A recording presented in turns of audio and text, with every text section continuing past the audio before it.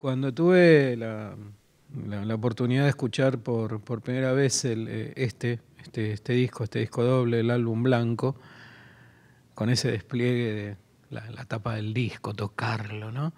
Eh, Me sorprendió la austeridad, ¿no?, de la tapa, más allá de que, sabes, toda blanca, de un lado y del otro, pero también uno abría el disco, ¿no?, un disco doble, y había 4 fotitos de ellos nada más, fotitos tipo carnet, eh, y adentro sí, había una lámina con todas las letras, ¿no?, de las canciones, que si no me equivoco son 35, 40 canciones más o menos.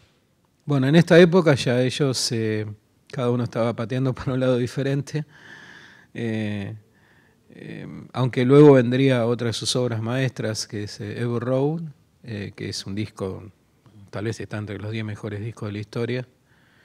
En Abbey Road hacen una obra conceptual, se puede decir, eh, donde uno de los dos lados del disco estaba conectado una canción con la otra, casi sin pausas, ¿no?, sin intervalo. No digo nada original para los que conocen la obra de ellos. Después hacen Let It Be, que en realidad se grabó casi antes que Abbey Road, donde estaban totalmente peleados. Pero digamos el punto de inflexión, y esta no es una clase de música, ¿no?, pero es imposible, además con la presencia de Paul McCartney en Argentina, cayó justo. Es imposible, digamos, separar la parte musical de ellos de la parte cinematográfica que vamos a ver hoy. Pero el quiebre que produce un disco como Revolver en la historia de la música es muy fuerte ese disco. Y después retroalimentado ese gran disco por el Sgt. Pepper, ¿no? Por eso los últimos 5 o 6 discos de ellos son increíbles, ¿no? Se anticipan a todo, tocan todo tipo de ritmos, de músicas diferentes, experimentan con la música. Para algunos una pelotudez, digamos, para otros una obra maestra. Yo estoy en una zona intermedia, ese extraño tema del álbum blanco que es Revolución número 9 de Lennon, que son todos sonidos extraños, pistas que se escuchan, voces, un tema que dura 7, 8 minutos, que era un tema de Lennon, ¿no? Los otros aportaron lo suyo, pero más que nada era un tema de Lennon, o es un tema de Lennon. Pero uno escucha el álbum blanco y ya están las individualidades muy marcadas, como en un movimiento cinematográfico, ¿no? Empezaron todos juntos, pateando por el mismo lado, y después cada uno toma un colectivo diferente, ¿no? Porque está el estilo McCartney muy marcado, el estilo Lennon, el estilo Harrison, que cada vez se imponía con mayor profundidad desde Revolver en adelante, de acuerdo a sus primeras experiencias en la India. Aparece el sitar, la cítara, digamos, el instrumento hindú que tocaba Ravi Shankar en la época, entre tantos, ¿no? Y Ringo acompañaba, bien. Esto último que escuchamos era la voz de Ringo, ¿no?, en uno de los temas del álbum blanco. Y después está la etapa anterior, ¿no?, la etapa pop, la etapa inicial rockabilly de ellos, ahí con esos temas de los primeros 2 discos, donde componían poco, sino que en su mayoría eran covers de Chuck Berry, de Carl Perkins y de tantos más, de los pioneros. Y surgen, digamos, esos primeros 5 o 6 discos del comienzo, ¿no? La historia anterior, la prehistoria, tiene que ver con una cosa muy proto-punk que tenían ellos, con las camperas de cuero, ¿no?, y demás. Ahí en The Cavern. Y después viene el viaje iniciático, antes del primer disco oficial, a Hamburgo, Alemania, donde ahí Astrid, una famosa diseñadora y peinadora y peluquera, digamos, va a construir los peinados de ellos, ¿no? Ahí todavía estaba Pete Best, el primer baterista de ellos, hasta que por cuestiones internas que ya tenían, digamos, antes de empezar a hacer los Beatles, es separado Pete Best, y estaba Stas Sutcliffe, que era otro integrante del grupo, que murió muy joven, murió a los 22, 23 años, muy, muy joven, que era pareja de Astrid en esa época, a escondidas de Klaus Burman, que era otro artista alemán de la época, muy conocido. El bautismo de ellos fue en Hamburgo, ¿no? Ahí es como que decidieron, bueno, un poco parar la pelota de esta movida proto-punk y convertirse en los Beatles, definitivamente. Y después se entran, bueno, las figuras que ustedes conocen, ¿no? Las de Brian Epstein y George Martin, que manejan la carrera de ellos de manera muy, muy, muy, muy inteligente. Bueno, uno de ellos murió hace poco. Y se convierten, digamos, en los reyes de la música. A mí me gusta decir que hay determinados periodos en la música, y esto incide también en el cine, por lo menos en esta anexión que hoy termina, ¿no? Que hoy terminamos, entre la música entre el rock y el cine, que tiene que ver con esas fechas claves de la música. También el cine tiene sus fechas clave y también tiene la música rock, ¿no? La llegada de ellos a los Estados Unidos marca un antes y un después. Allá por ese lejanísimo, ya a esa altura, 1964, ellos eran un fenómeno de masa, de miles y miles y miles de jóvenes que iban a verlos, pero mucho más en Londres y en otras ciudades que en otras partes del mundo, ¿no? Ellos prácticamente no habían salido de Inglaterra hasta 1964. Hasta que desembarcan en Estados Unidos, se han hecho películas sobre esto, ficciones, hay material de archivo. Increíble eso, digamos, es un quiebre, pero corta de tajo la historia de la música, la llegada de ellos, ¿no? Porque se sabe que surge la Beatlemanía, donde ellos actúan en el show de Ed Sullivan, que era un show con mucho rating, donde pasaban todos. No era únicamente un espectáculo televisivo, ¿no? De música, sino que había números en vivo, performance y demás, pero una parte importante era la música, y ahí pasaron desde Elvis hasta Chuck Berry, todos los que ustedes se pueden imaginar, y más adelante los Stones, The Doors, pasaron todos, ¿no? Digamos, un programa de televisión que ustedes, si no lo conocen, vean a Ed Sullivan en internet. Lo que menos tenía facha era de rockero el tipo, ¿no? Además, parecía de la ultra, parecía el Ku Klux Klan el tipo, ¿no? La cara que tenía. Pero bueno, fue el negocio de la música. Llegaron los Beatles a los Estados Unidos y el rating del programa, que era muy bueno ya de por sí, pero tuvo niveles de audiencia impensados para la época. Esta especie de Beatlemanía se va convirtiendo también en material cinematográfico, ¿no? Como expliqué en el texto que mandé, son pocas películas. Al fin y al cabo, ¿cuántos años de trayectoria fueron de ellos? 10, 11, nada más.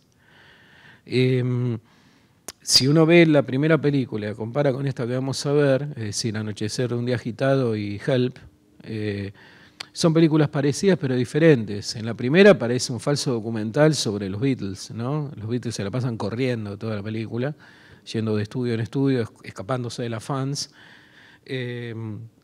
viajando en tren con un breve argumento ahí en la película, que es un tío de Paul en la película, que se mete en algunos despelotes de la época, ¿no? Va a algunos boliches, a cabarets. Y esa película la dirigió Richard Lester ya, ¿no? Este mismo cineasta que vamos a ver acá.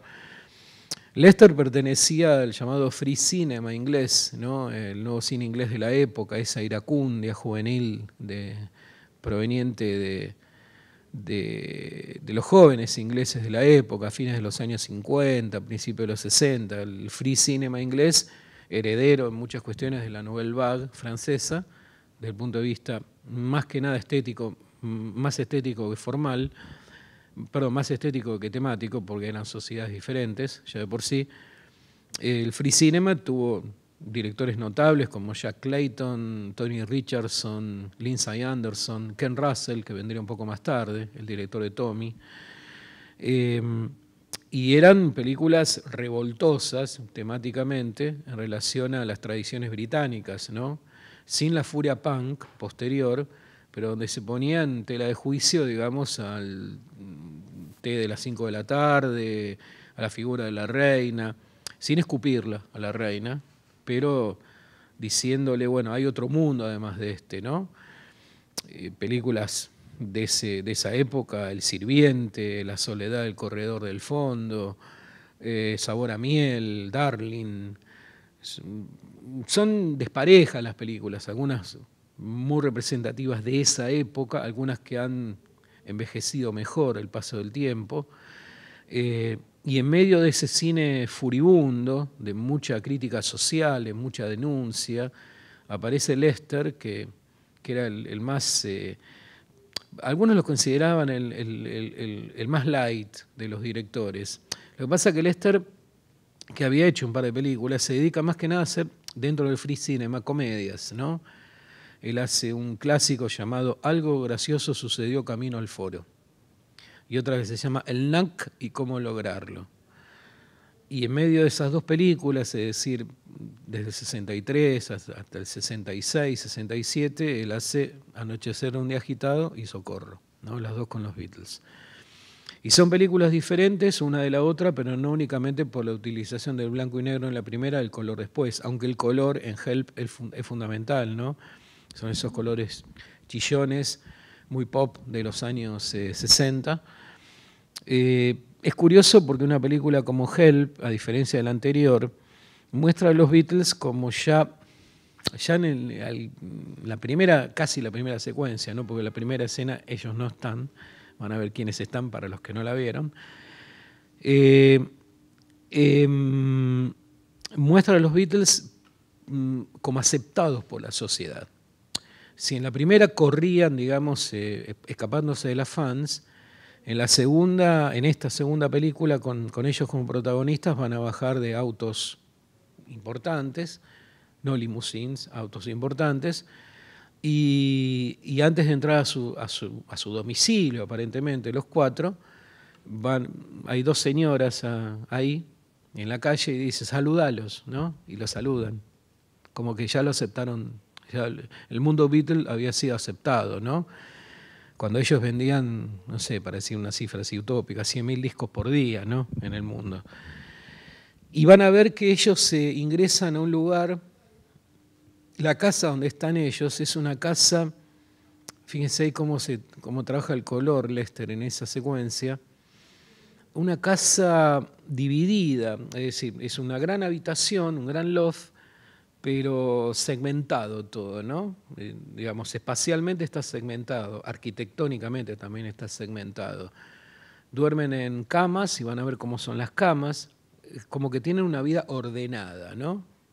Después de tal vez el desorden y la desprolijidad al escaparse de los fans en la primera, están como ya establecidos como reyes del mundo. Pero están solos, eso es interesante, ¿no? Ellos están solos, no aparecen representantes como en la primera, que los protegen a ellos y les dicen qué tienen que hacer y qué no tienen que hacer. Es como que están viviendo una especie de triunfo, pero en soledad, los cuatro. Por supuesto que en esa primera secuencia va a haber un par de deslices humorísticos, especialmente a cargo de Ringo, algún que otro momento relacionado al absurdo. Van a ver que toda una parte del piso tiene césped ahí en la casa. Y después, bueno, van a aparecer estos personajes que son casi protagonistas junto a ellos, ¿no? Que son integrantes de una secta que se dedica a hacer rituales, sacrificios humanos, y que necesitan, para seguir haciendo los rituales, un anillo. Y el anillo lo tiene Ringo. Entonces van a hacer todo lo posible. Hay muchos intentos, van a ver cómo se cuentan los intentos narrativamente, es muy novedoso para la época, era como se están contados los intentos, algunos cinematográficamente más logrados que otros, algunos directamente demenciales, absurdos, llevados al terreno del absurdo, pero Ringo pasa a ser casi el protagonista de la película, porque el anillo lo tiene él, ¿no?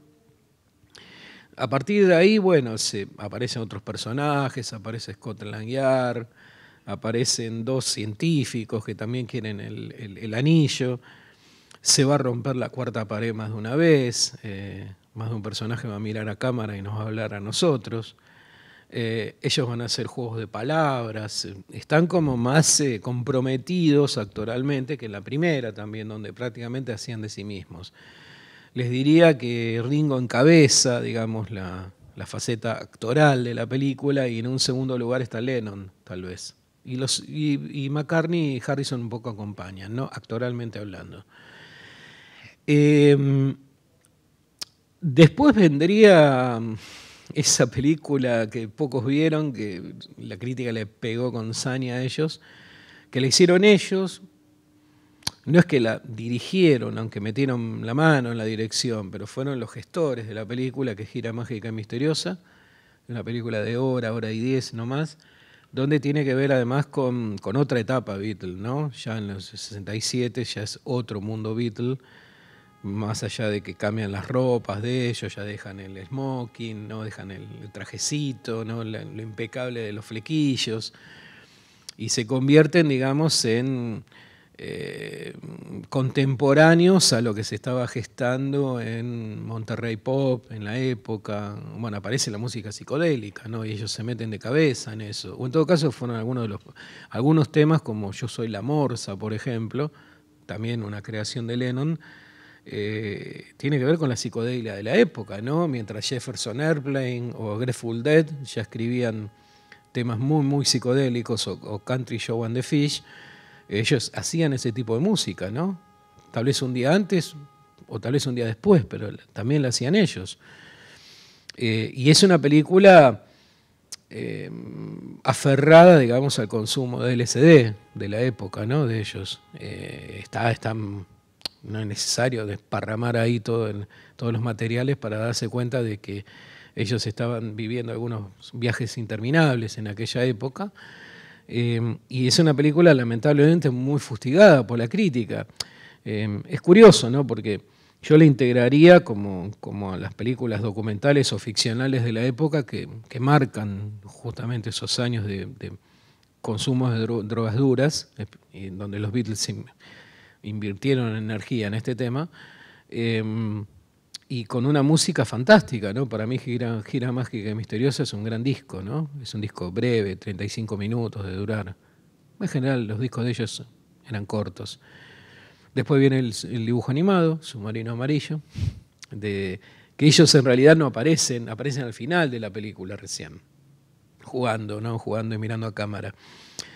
En realidad lo que aparecen son las figuras de animación de ellos, en realidad tampoco las voces son las voces de ellos, pero ellos controlaron todo ese producto final de George Dunning, el director, con ese mundo de los buenos y los malos, y la música Beatle va como a arrasar con el mundo de la maldad que estaba representada en ese momento por muchas cosas, entre ellas, si la película marca, entre otras cosas, un llamado a la paz, se relaciona, digamos, con las primeras derrotas que provenían de la guerra de Vietnam, ¿no?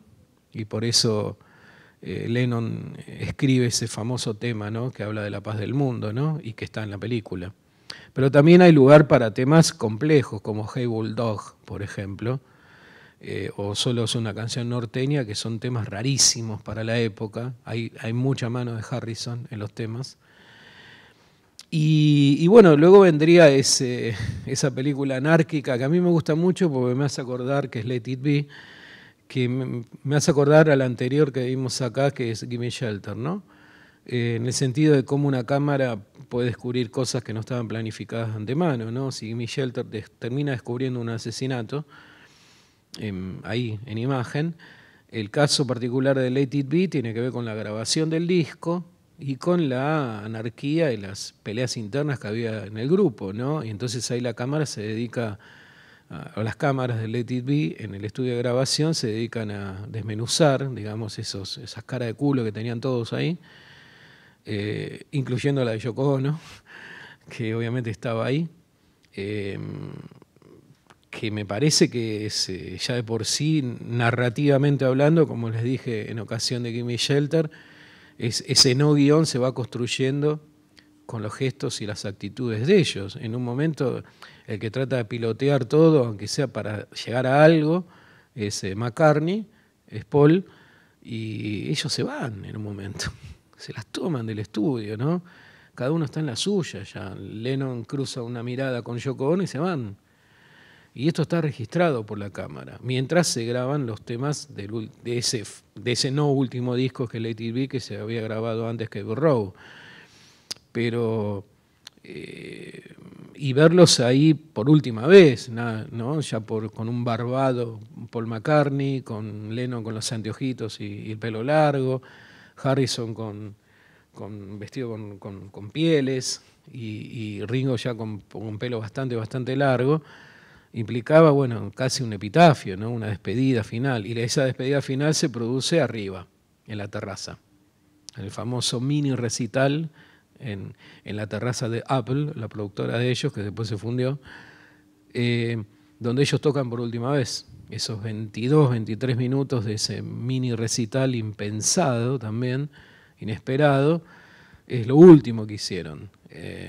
Porque en vivo, ¿no? Ellos se habían retirado de la actuación en vivo. Se habían retirado en el año 66, muy temprano, porque no se escuchaba nada lo que decían, lo que cantaban. Era tal la histeria de las fans que no se escuchaba nada, se escuchaban los aullidos de las chicas, ¿no? Y decidieron parar la pelota y dijeron, no actuamos más, vamos a postproducir los discos de la mejor manera. El trabajo de postproducción de los últimos discos es notable realmente.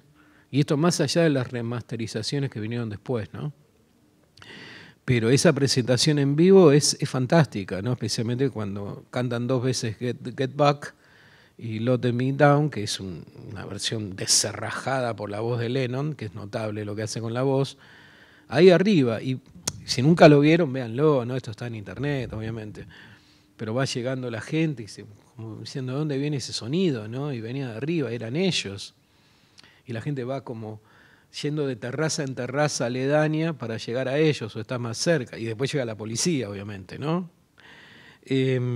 Después esto lo van a repetir un par de bandas, van a hacer esto de recitales en terraza. Jefferson Airplane hizo uno. Pero así termina la vida musical de ellos y la vida cinematográfica. Y es curioso, fíjense, en la primera, en Anochecer un día agitado, ellos están escapándose de los fans. En la segunda están en Help, que la van a ver ahora, especialmente en toda la secuencia inicial, están encerrados, ¿no? Y respetados por el entorno. Y en la tercera están arriba, ya como dioses en un Olimpo, ¿no? Desde la puesta en escena miran al mundo desde arriba, o el resto del mundo los mira desde abajo.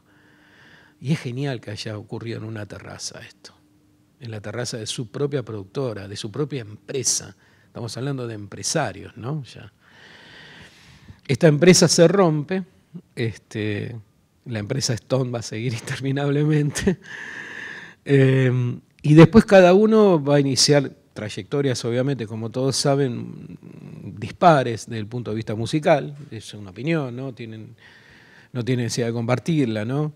La carrera solista de McCartney, la de Harrison, la de Starr, la de Ringo y la de Lennon, tienen discos buenos, discos no tan interesantes.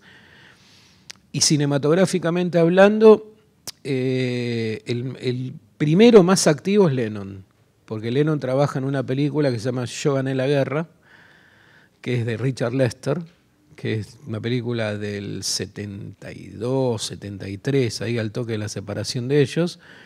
Es una película floja, digamos, desde el punto de vista cinematográfico, pero ubicada, digamos, en ese panorama de casi desolación que tenía que ver con la derrota de Vietnam, ¿no? Lennon hace de soldado en la película, ¿no? Harrison se va a ir convirtiendo en un productor cinematográfico, va a producir películas de los Monty Python, por ejemplo, es uno de los productores de más de una película de los Python, el grupo inglés, con Terry Gilliam a la cabeza. Y el más activo, que va a terminar siendo el más activo, va a ser en el cine, va a ser Ringo Starr. Ringo va a ser un par de mamarrachos cinematográficos, realmente. Hay una película que se llama Cavernícola, que yo digo, ¿no? Cuando vi esta película, es de fines de los 70, por ahí, la vi en una reposición. Ringo hace de hombre de las cavernas, enfrentado a dinosaurios de mampostería, ¿no? Que se caían a pedazos los dinosaurios, uno los soplaba y se caían. Y Ringo haciendo sonidos guturales en un momento increíble, ¿no? De la historia del cine. Y recuerden que después había trabajado haciendo del Papa ese particular papa de Listomanía, ¿no? La película de Ken Russell.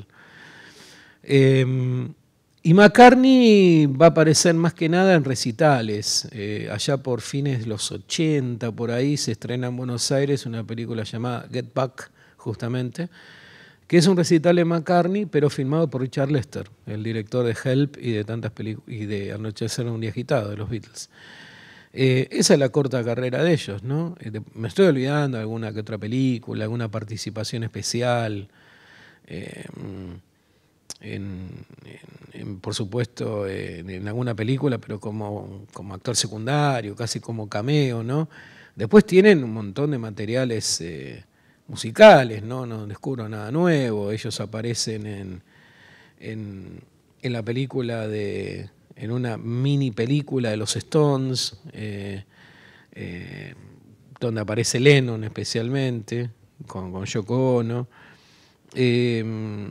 Después aparece Ringo Starr en algún par de cameos, en alguna película, haciendo de sí mismo, ¿no? Pero no es tan... Tal vez ninguno de los cuatro, bueno, Lennon tuvo poco tiempo, ¿no? Pero ninguno de los cuatro se convirtió en una estrella cinematográfica, como aún no con la categoría de estrella, lo sería Mick Jagger, ¿no? Mick Jagger trabajó en varias películas como protagonista, Ned Kelly, Performance, ¿cómo se llamaba esta película? Siempre me olvido, de ciencia ficción, de los Free Jack, una película de los 80, donde Jagger hace de malo, ¿no? En la película. Pero ninguno se convirtió, digamos, el cine lo veían como de costado, ¿no? Y tal vez el que más rédito le sacó al cine fue Harrison como productor, ¿no? Que produjo varias películas.